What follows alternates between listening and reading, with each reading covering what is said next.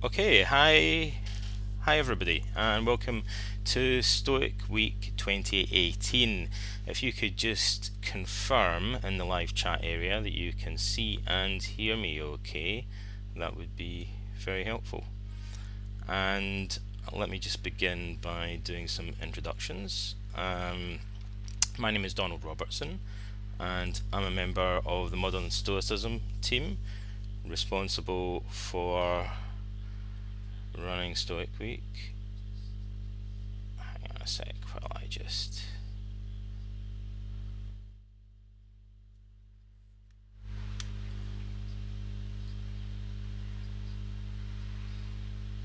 There we go. Okay. So let me just check that. Looks good. Okay, you can all hear me okay. That's good. Sorry, slight technical glitch. I should explain that I'm not in my usual office. We had some technical problems today with the internet access, so I'm speaking to you from the local computer shop, who kindly allowed me to use their internet. Okay, looks like everything's working. So, once again, my name is Donald Robertson. I'm a member of the Modern Stoicism team, who are responsible for organising Stoic Week, and I'm here to provide you with a short introduction and an overview for the event. And it should take about 45 minutes today. So first, let me just outline the agenda for the webinar. So I'll begin by doing some introductions. If you haven't already, just post a comment in the live chat area saying where you're watching from, and if you continue, just to confirm that you can see and hear me okay. If you're just joining us, that would be good. I'll say a little bit about what the Modern Stoicism organisation is, who the team members are, and I'll explain what we do, and then I'll give you an overview of Stoic Week itself. So I'll try to take questions at the end, and if you want to ask me anything, be sure to put @Donald in front so it's easier for me to spot, because there's probably going to be loads of messages flying around. So as an update, we now have 7,500, the last time I looked, people enrolled in the course. So there should be several hundred at least people participating in the webinar today, and a lot of people will be watching the recording afterwards, but you can say hi in the comments area underneath if you want to. Sometimes it's nice for people just to see the range of countries that people are participating from. And that's an increase, by the way, on last year. So Stoic Week's been running for about 7 years, and it's grown every year. Last year we had 7,000 participants, and this year we have 7,500. Maybe it will continue to increase. Enrollment closes at the end of the day, so we might even make it to 8,000. Can't hear anything. You can see. If you can't hear me, you've probably got your speakers turned off then, because it sounds like other people are able to get the sound okay.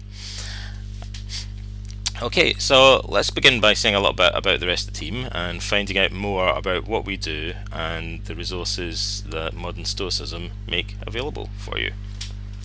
So Modern Stoicism is a non-profit organisation, and it's run by a team of volunteers. It was founded in 2012 by Chris Gill, who's Professor Emeritus of Ancient Thought at Exeter University in England, and Chris is still kind of in charge of the project. Its mission is to spread information about Stoic philosophy and its practical applications in a form that's accessible to the general public, but that's also reliable and well informed, and additionally to conduct research on Stoicism to advance those goals. So Chris put together a multidisciplinary team consisting of academic philosophers and classicists, and also psychologists and cognitive therapists like myself. And the team includes some well-known authors who have written about Stoicism.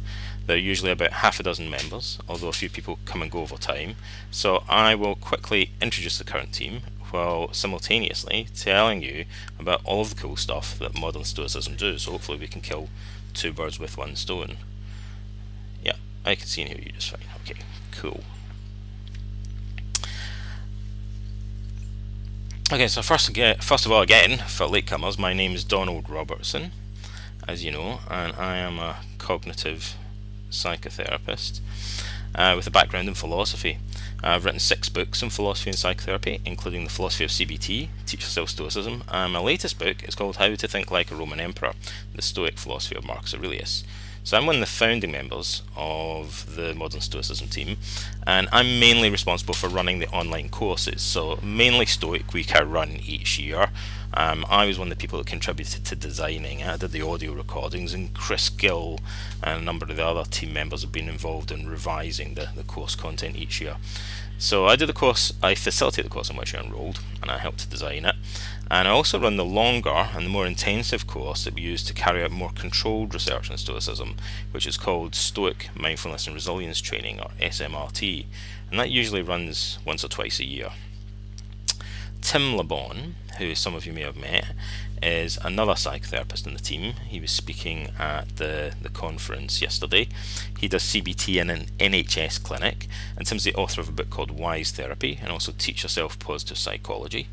And he analyses all the data that we collect from participants every year in Stoic Week and in SMRT using a thing called the Stoic Attitudes and Behaviour Scale, or SABS, that we've developed, which most of you have probably filled out already. If you haven't, then please do the questionnaires.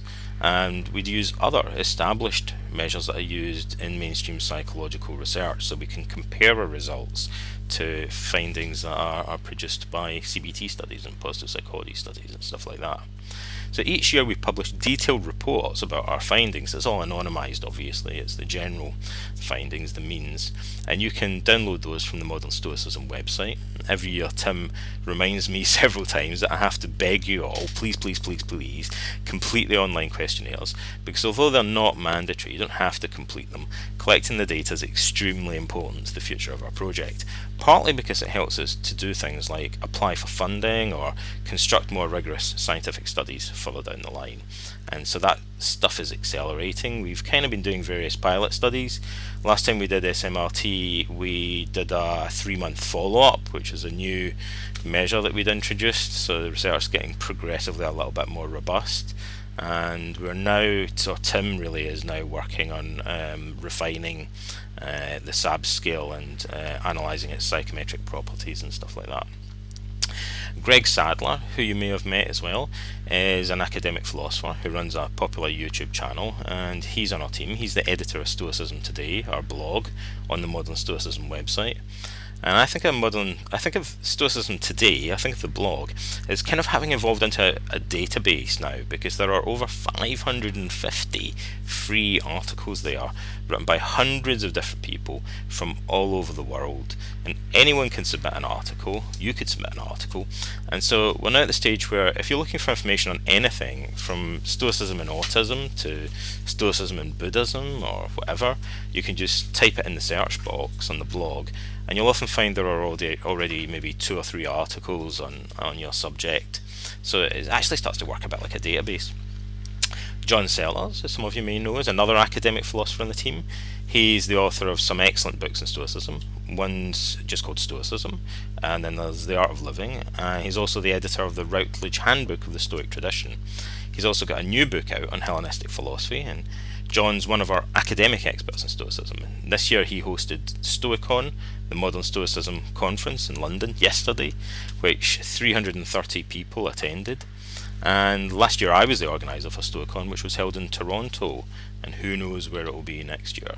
It might be in the United States again. So we hold it in a different country usually each year, and people from all around the world travel to the event.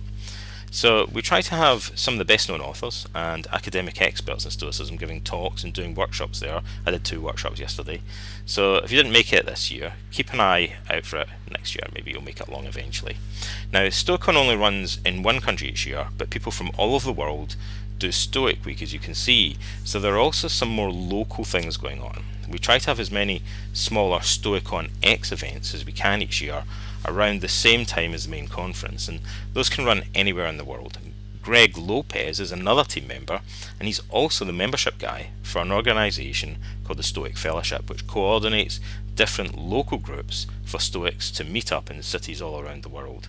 So in different cities you have these Stoic meetups, and you also may find there's increasingly Stoicon X events, or smaller conferences happening each year. Massimo Paolucci, who again many of you will know, wrote a best-selling book on Stoicism recently called How to Be a Stoic. He's Professor of Philosophy at City College of New York, And our other team members include Gabriella Galuzzo, who lectures in ancient philosophy at Exeter University and has written about Aristotle, among other things, and Peter Stankovic, a lecturer at the University of Warsaw, who also writes about philosophy, and finally Rocio de Torres, our graphic designer, who's based in Spain. She does our website graphics and the book covers and everything to make it all look really nice, so you've probably seen some of her graphic design already, although you won't be able to see it at the moment because the website's down, but it'll be back up shortly. So I should say, if you're joining us late, the e-learning site looks like the server's down at the moment. I noticed some of you are saying, and the platform, Teachable, actually have a notice up about that, so they do know about it. It's affecting the whole platform, and so it's probably a temporary thing. I would imagine it will be back up within like minutes or within an hour or so. So some of our former team members include William Irvin and Jules Evans, whose book's about Stoicism many of you have probably read as well, and you've probably seen them speaking at our conference, or seen videos of them speaking at our conference. So now you've learned a little bit about the team, and you've also learned what modern Stoicism is and what it does, the organisation. Let me just recap. We run Stoic Week, we run SMRT, Stoic Mindfulness and Resilience Training, we do the Stoicon Conference, the Stoicon X events, and we do the Stoicism Today blog. So we do a lot of stuff, like an increasing amount of stuff. It's getting bigger and bigger every year. When we started, we met in Exeter, a bunch of us, and we never really imagined it would get that big. I think the kind of precursor to this ran at Exeter with maybe like 6 or 8 people doing the view from above exercise, and now we have 7,500 people doing it online. So let's have a look at what's actually involved in Stoic Week. Before I do that, I'll just have a 5-second break to check in live chat and see what you're saying. How about Greece? Yeah, we should have a Stoicon X in Greece. You like the graphics? That's good. Yeah, like we're really pleased with the work Rocio's done. Oh, don't get too distressed about it. Yeah, it's kind of a good test, the website not working, isn't it? Like practicing coping with misfortune. So, do you want to hear about Stoic Week and what you're actually going to be doing? So you can't see this at the moment, unfortunately, unless maybe you have the offline version, but I'm going to go through some of the sections. So it's divided into 3 main sections. There's a before Stoic Week bit. I'll just say a little bit about that. So I'm going to go through things in a structured way, but I'll try and chat a little bit more informally with you as well, while simultaneously making sure I don't go over time. So there's the welcome section. There's a bit in it where you do please introduce yourself, which is maybe what brought down the servers. Thousands of people from all over the world, so 7,500 people are posting there saying, hi, I'm from Venezuela or whatever. Remember in all the discussion forums and the e-learning site to keep things polite and be actively supported towards the other people that are taking part, and try to comment constructively where possible on the things that other people are saying. So I would strongly advise you in the discussions for the different chapters to comment on the things that other people have posted, because you will gain more benefit from the course yourself, I promise you, if you interact constructively with other people. It will actually reinforce your learning.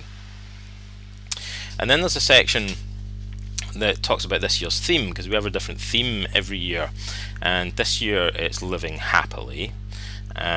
So I should say a little bit about that. Happiness for the Stoics depends on virtue.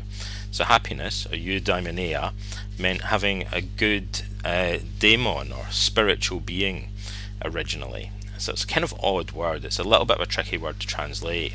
It's the condition of someone who's living the best possible life in Greek philosophy, with all the good qualities and possessions according to whatever philosophy we happen to be talking about. So today happiness in English means kind of feeling good, but it used to mean something different. And it's really the anachronistic sense of happiness that's closer to what the Stoics mean. So the older, original meaning of the English word happiness wasn't feeling good, but it was being blessed or fortunate. And that's a bit closer to what the Stoics meant. It comes from the Anglo-Saxon word hap, which means luck. So being happy is the opposite of being hapless, meaning wretched and unfortunate. Some scholars believe that flourishing is a better translation of eudaimonia than happiness. So Stoicism is about living happily in this fuller, richer, deeper sense of living the best life and flourishing. It's not just having good feelings. So I hope that helps to clarify what the theme means in Stoic Week this year. And it's an important concept in Stoicism. When my publisher wanted to title one of my books Stoicism and the Art of Happiness, I kind of debated it with them a bit because I thought people would be confused by that, and I added a section kind of trying to clarify that we mean happiness in this special sense. So then we've got the frequently asked questions. I'll say a little bit about that. This is kind of in the preliminary section, which most of you have probably already done. Some of you maybe haven't done it yet, so I'll just say a little bit about it. This answers questions like, how do I know this is right for me? Try it and see is the best way, really. What's the basic idea behind the whole thing? It's basically to read the welcome sections and then follow the daily routine that we set out there, and then read each chapter either the day before or first thing in the morning of the corresponding day.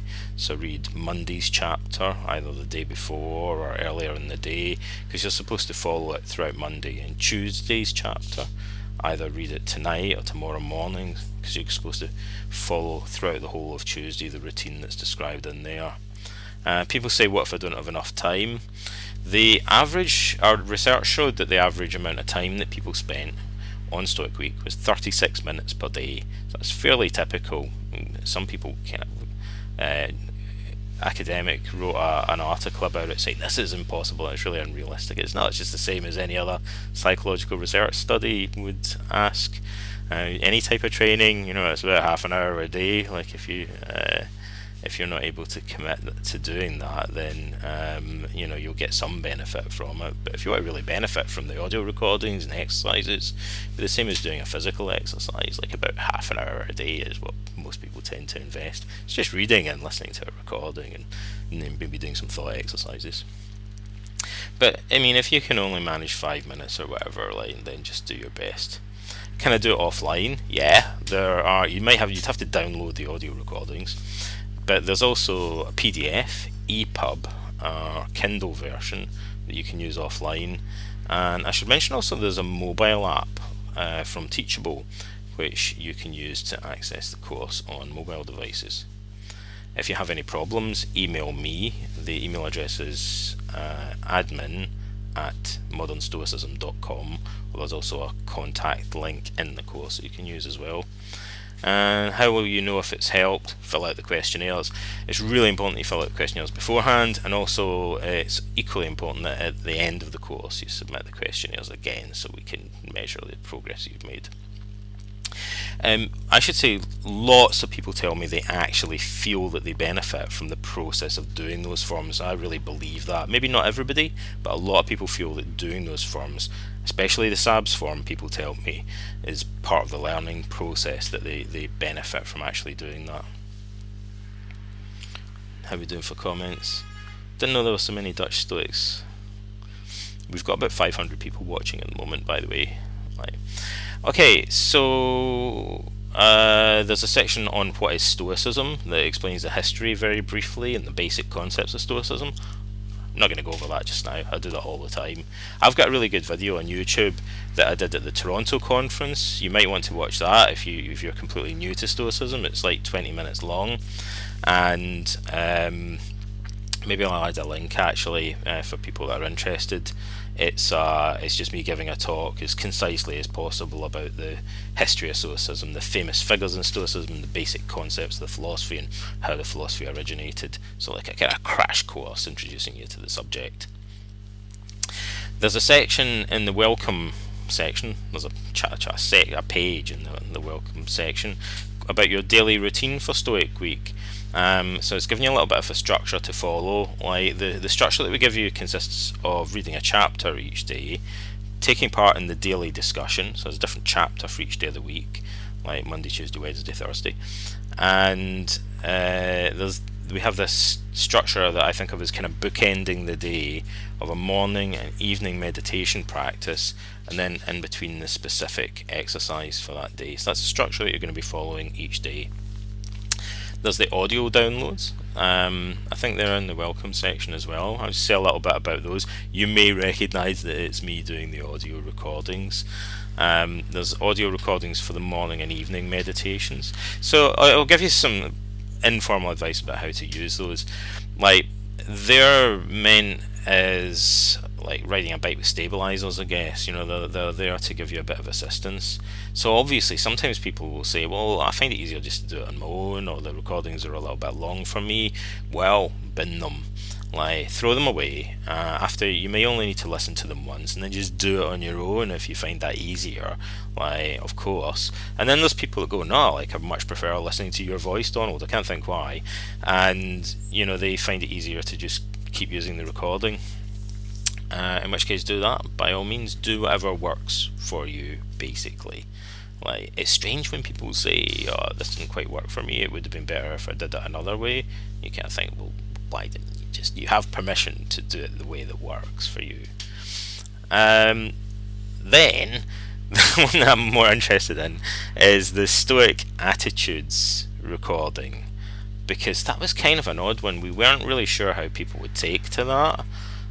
We thought we'd give it a go, and so far people seem to really like it. And I've met people that say they listen to that recording long after Stoic Week is finished. I meet people that say they just regularly listen to it every day and have been listening to it for years. And it's just a lot of kind of very carefully worded, to make them as kind of generic as we can, in a sense, Stoic precepts or principles. And the idea is that you contemplate them and try and internalize them. Now, some people say, well, if they're not 100% into Stoicism, maybe that seems a bit like they're being brainwashed into being a Stoic. A lot of people think, I'd love to be brainwashed into being a Stoic because I agree with the values of it. But if you're not kind of there yet, if you're more kind of dipping your toe in the water, that's fine. I think it may even say in the recording, just approach it in a different way. So listen to it like you're listening to a lecture. You can do it with your eyes open if you want. Do that to begin with, and that may be all that you do with it, or maybe you start off like that, and then after a while you start to treat it more like auto-suggestion or self-hypnosis, and you're kind of internalizing the ideas more. But you'll use it differently depending how much you buy into the values that it's expressing. For people that agree with it, though, they seem to find it a very powerful exercise. Then there's the Stoic premeditation audio recording, and these correspond to different days in the course, I should say. The Stoic Attitudes recording, I would just say use that every day that there isn't another recording. The Stoic premeditation specifically goes with Saturday, which is about resilience, and it's about picturing some catastrophic event and preparing yourself to cope with it. And the main advice I would give you about that is don't pick something that seems overwhelming to you. Don't bite off more than you can chew, particularly if you're prone to panic attacks or anything like that. Then that exercise might not be suited for you unless you're really confident you're picking something that's manageable for you. But for the majority of people, pick whatever you think would be a challenge but not overwhelming. So you're going to imagine some bad thing or negative thing and give yourself a chance to process it and apply Stoic principles to it. And then the last exercise, the view from above, corresponds with Sunday, which is about nature. And the view from above was the first Stoic recording I ever made, and Patrick Usher took that recording, and some students at Exeter listened to it. He got it online and they really liked it, and that's actually what led to Stoic Week beginning. It's the origin story of Stoic Week, came from that particular recording, so I have a kind of affinity for it. I don't know what there is about it, but people really, really love doing it. And again, not every exercise is for everyone, so don't worry about that. This week is to kind of give you a taster of everything, and you take from it what you want to take from it. But most people really like the view from above and find it very calming and very interesting. Pierre Hadot, the historian of philosophy, said he thought that it kind of brought together many of the themes in Stoicism. So we also have in the welcome section the self-monitoring record sheet. That's the thing that people kind of struggle the most to implement, but Tim and I, looking at the research, say, yeah, we're not surprised by that, but we also insist that people will gain benefit from it, even though they're sometimes a little bit reluctant to do it. That's how it works in therapy. It's similar to a CBT thought form or whatever. So it's a form that you can fill out. It's not absolutely mandatory, but you might find it helpful as a way of tracking your thoughts and feelings and working on them using the techniques in the course. There's a section about supporting Stoic Week. Just a quick plug, we need to pay for things sometimes, so if you want to become a sponsor on Patreon, all this stuff is free. There's 7,500 people doing it. If 10% of you paid us $1 a month or something like that, that would probably cover most of our expenses. And thank you to all of our existing patrons. But if you do this and you want to chip in and support, then that's always appreciated. What next after the introduction? That section lets you give some quick feedback and comments on the introduction section. Right, let's get into Stoic Week proper. After having checked in, what do we mean by virtue? I'll come back and talk about that later. I just want to check you're all still there. How many people have we got? Yeah, still 500 of you. Haven't lost too many. I think I've lost 2 people. Okay, so you can all access the section now. So it wasn't opened up before, but you can now all access, and you have been able to for a few days, the main section of the course. And the first page says starting Stoic Week, and it asks you to do the questionnaires. So do Tim LeBon's questionnaires, or he'll give me a row about that. We need to get as many people as we can to do them. It's good for you. Bennett fits everybody. And at the moment we're really kind of trying to progress that aspect of the project as well. Basically we've got connections with some psychologists that are helping us, who are experts in this area. You can download the ebook version of the course. That's now open. And then we get into the course contents proper. Right, Monday, which is today, I think, where most of you are, where everybody is maybe. So Monday is about happiness. Every year Chris revises the course content and he rearranges what the days are about, so that's why I have to kind of look to remember. It's changed since last year. So Monday is about happiness, and it's really about comparing your own life to the Stoic view of happiness. This concept of happiness I mentioned earlier as a sort of fulfillment, and for the Stoics in particular, the virtue is the only true good. So the Stoics think of it not so much in terms of having external goods like wealth, health and reputation, but they think true happiness comes from a kind of fulfillment that consists in realizing your potential to live wisely and rationally in relation to yourself, in relation to other people, and in relation to the universe as a whole. And the Stoics also think of that wisdom, practical wisdom, as a kind of harmony, living in concord or harmony or in agreement with the universe itself, kind of being at one with yourself, with your own faculty of reason, your own inner nature, and being at one with the rest of mankind, being at one with the universe as a whole through the application of reason. That's kind of what the Stoics are talking about. Whoa, yeah, that got really cosmic really quickly, didn't it? But it's deep stuff, and so we want to kind of think about that concept, and we also in general, but philosophically, but then also at a practical level, how does it apply to the way that you actually live your life and your values in daily life. Then Tuesday is about virtue. Oh, somebody just asked about virtue, didn't they? So virtue is one of these ones like happiness. It's not a perfect translation, so many modern scholars translate it as excellence. I guess I could probably bore you all day about this. The Greek word arete originally meant courage. The way the Stoics use it, it's intrinsically a form of wisdom. So I would say a gloss on it, a simple way of trying to explain this slippery concept, would be to say that Stoic virtue is practical wisdom that's been applied to different areas of life, particularly your relationships with other people individually and in society as a whole, which they call justice, fairness and kindness. That's one sphere of virtue. And then virtue also consists in what I call the virtues of self-mastery, which the Stoics call courage and self-discipline. So wisdom in relation to desires and emotions, the virtues of courage and self-discipline. So the Stoics, have this rough system of the four cardinal virtues. It's a little bit arbitrary, arguably, in a way. Sometimes they carve it up in different ways.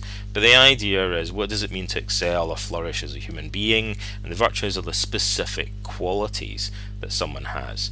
And the other thing that I think is really important to the Stoics is that the virtues are qualities that we admire in other people.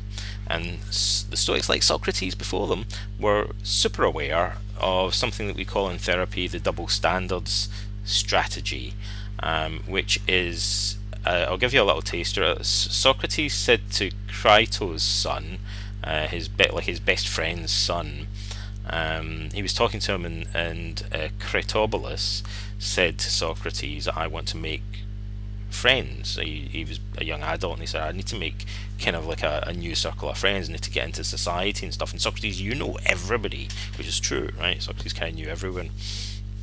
And so the boy said, well, can you introduce me to some people that would be good to know and stuff? And Socrates said, sure, like what qualities do you look for in the ideal friend? And so he starts listing off these qualities, and Socrates said, wow, that's really interesting. And then he did a really sneaky, typically Socratic switcheroo on him and said, so how many of those qualities do you possess yourself? We call that the double standard strategy. So he was applying a different standard to the friends that he was looking for than he was to himself, and we all kind of do that to some extent. So when we think about virtues, think about the qualities that you admire or praise in other people, and compare those to the qualities that you exemplify yourself, or the things that you desire for yourself. And in a sense, that's a kind of perspective shifting exercise. So anyway, like a bit of chat about that, maybe some food for thought. So Chris wants you to compare your own values, to clarify them, and to compare them to the Stoic cardinal virtues. Those are the four central virtues of Stoicism. If that seems like a rigid system, it is, but it's kind of arbitrary because the Stoics subdivided those virtues into dozens of other virtues, so they're intended as broad categories that kind of everything else is forced into. Wednesday is about relationships, reflecting on the nature of your main relationships from a Stoic perspective, how you fulfill your roles in life, and a good way to approach that is just thinking in terms of friendship. Friendship, perhaps surprisingly, it's not such a central topic in modern philosophy. It's a very common, very important concept in classical philosophy, particularly to Socrates and to the Stoics. They're very concerned with the nature of friendship, how you really distinguish between somebody who seems like a friend and somebody who actually is a real friend. And and friendship is one of the most highly preferred indifference to a Stoic. So the Stoic wise man prefers to have good friends, but he doesn't need to have them, because it's not entirely under his control whether he has them or not. But he can act like a friend. That's always under his control. Although it's not guaranteed to be reciprocated. So this is kind of very carefully balanced philosophy of friendship that they thought was important because it was one of the healthiest. It's the closest thing in the external world that there is for Stoics to an intrinsic good. Because it is virtue embodied in other people and something we can learn from and model, even though it's not entirely under our control. So it's as close as an external gets to being a true good in Stoicism. So that section Wednesday is about helping to improve your own virtue and that of others. Check in with you briefly in the chat. Cool. Yep. You're still with me. Thursday, Chris has called about community or about society, and it addresses the Stoic concept of cosmopolitanism, which again goes back to Epictetus says this goes back to Socrates, but usually it's attributed to Diogenes the Cynic, who said that he was a citizen of the cosmos. And the Stoics have this kind of cosmic consciousness idea and being at one with the universe as a whole. It doesn't prevent them from identifying with their nation, with their family, but they have a more fundamental sense of oneness or identification with the whole universe that they're trying to achieve, almost a kind of mystical undercurrent to Stoicism. And then we have this exercise that comes from a lesser known Stoic, a contemporary of Marcus Aurelius, probably, or maybe like a generation before, we don't know exactly. A guy called Hierarchies, and we have this famous Circles of Hierarchies exercise, which is a little bit like Metta Bhavana exercise in Buddhism, if some of you have done that. And also there's the Stoics, many of the Stoic exercises are kind of conceptual strategies that can manifest in the form of different specific techniques. And so the Stoics will often have an idea, like the view from above, or the contemplation of transience, or whatever, and they might actually visualize it in a very elaborate way, or they might visualize it sometimes in a simple way, or they may just do something verbally that kind of evokes the concept or the strategy, if that makes sense. You get different versions of the same techniques. So Circles of Hierarchies can be a visualization exercise where you imagine concentric rings that kind of embody your relationships with other people at progressively greater distance from you. So your loved ones, your friends, your family, people of the same race and nation, humanity as a whole, if you like, or it could be all sentient creatures. And then you imagine shifting them like one step at a time closer to the centre of the circle, and how that would affect your relationship. But Hierocles himself also mentions this verbal form of it, which you can see Marcus Aurelius actually doing, perhaps, in the meditations. It looks like he's doing it at times, where he says you should verbally refer, or I don't know, out loud or just in your head, to people using terms that would be appropriate to the circles that are closer to the centre. So your friend you might refer to as a brother, for example. Friday we are dealing with emotions, my favourite subject, reflecting on the meaning of the Stoic passions and their role in your own life. So I'm going to say some things about that while I watch the clock. The main thing I'd like to say about that is, somebody brought this up earlier on Facebook. So some people have the misconception that Stoicism is about uprooting all emotions, and really the Stoics, to put it crudely, distinguish between good, bad and indifferent passions or emotions. And so we all know about the bad passions, fear and anger and stuff like that they want to deal with. They're also trying to replace those with healthy emotions. So Marcus Aurelius says the Stoic ideal, embodied by one of his teachers, is to be free from unhealthy passions, but full of love or natural affection, which he calls philostorgia as a technical term in Stoicism. So they're not just removing all emotions, but transforming negative or unhealthy emotions into more rational and healthy ones, like in cognitive therapy. But crucially, they also recognise that there are involuntary emotional reactions. So Seneca and Epictetus talk about this. They give many examples, like being startled or sweating or shaking, blushing, or turning pale, and so on. So these are not up to you, they're not under your direct control, and so therefore the Stoics class them as indifferent. And crucially, that means you shouldn't be trying to suppress them. Involuntary emotions you should accept. And Epictetus says that they should be viewed as inevitable and natural, and it's only the voluntary component, the layers of value judgments that we impose on top of them, that the Stoics attempt to modify or suspend. So hopefully that helps to clarify a little bit what they're talking about. Stoicism isn't about attempting to repress involuntary emotions. It's about what happens next. It's about our voluntary response. It's whether we continue to ruminate about anger or continue to worry about anxiety, because that's something we could choose not to do. Saturday's about resilience. We do the premeditation of adversity exercise, listening to the audio recording. I've said a bit about that, so I won't go into it much really, although it's one of my favourite subjects. And then Sunday is the last day. Oh, sad. And it's about nature. That's where it gets a little bit cosmic, a little bit Heraclitean, and it's about the view from above. And it's a good way to end. I guess we always end on nature, because it kind of, as I mentioned earlier, involves this visualization exercise, big elaborate version of it, that kind of brings everything together in a sense. There's many other aspects of Stoicism that, especially over time, you'll find are kind of encapsulated in that one grand vision that Hadot called the view from above, or cosmic consciousness. So that's where it all gets like a little bit psychedelic and Hawkwind at the end. And then we have the after Stoic Week section, which you please don't ignore. Like some important stuff that happens in the after Stoic Week section. The main one is that you complete the questionnaires again, please, because then we can measure the changes in your measurements. And there's recommended reading and next steps. There's a detailed reading list for people that want to go on and learn more about the subject.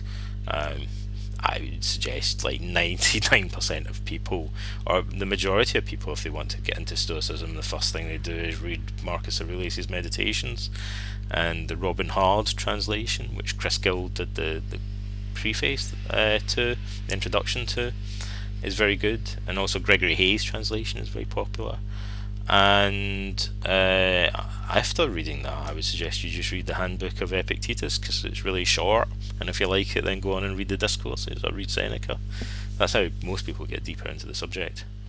Then in the kind of appendix bit, there are transcripts of all the audio recordings. So if you want to know what's in the audio recordings, if you want to kind of check it beforehand or whatever, or you just want to read it rather than listen to it, which people sometimes do, then the transcripts are all in the appendix there. Okay, so we are nearing the end. I want you to think about what you want to get out of this week. What could you do for yourself to make sure that you get more out of the week? Think about that. What might possibly get in the way or stop you? How can you avoid that problem or work around it? So try and troubleshoot in advance. How will you know if the week's helped you? Changes in knowledge that you've acquired, in feelings, or in your behaviour. So those are the kind of things that I'd like you to think about. So I'm going to have a quick skim through your questions, if you have any. If I can see any. And you can punch in questions now if you want. There might be a delay of a couple of seconds. You guys are enjoying the webinar, that's good.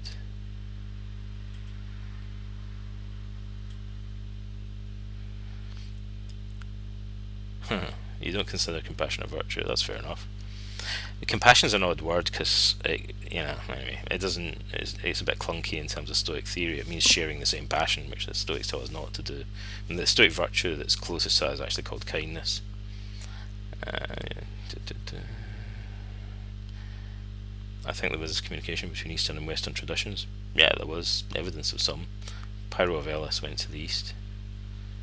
Okay. Not lots of questions though. Mainly you guys arguing with each other about a possible troll. When is the next SMRT? Yeah, people keep asking me that. There might be one in November. Like, we normally do it once or twice every year, and I have been kind of remiss this year because I've been super busy with various secret projects and not so secret projects. You'll find out in due course about some of them. So I haven't been able to run it so far, but I may run it in November if I have time. Tomorrow I'm going to Athens for 2 months. So yeah, maybe I'll even run it from Athens, who knows, that'd be cool, wouldn't it? Don't think we have many other questions. Somebody asking about pain and illness. I may be designing a course about CBT and Stoicism for coping with pain and illness. And when I do pain control, I demonstrate it, by the way, so that's something to look forward to. Okay, so thanks everyone. I look forward to seeing you all in the course. I'm going to go to the discussion area right now if it is working. Let me just check. The website might be down. Oh, no, it's back up. Cool, there you go. In the time it took to finish the webinar, the server has been fixed. So I'm going to go to the discussion area, well, probably in about 10 minutes, and I'll have a look at Monday's discussion area. If you post questions there, then I'll spend a bit of time responding to them properly, make some comments of my own in there in response to things that people have posted. So if you want to go there now, I'll have a chat with you, and I look forward to seeing you there, and I hope you enjoyed the webinar, and it is goodbye from me once again. Good luck with Stoic Week 2018. Bye.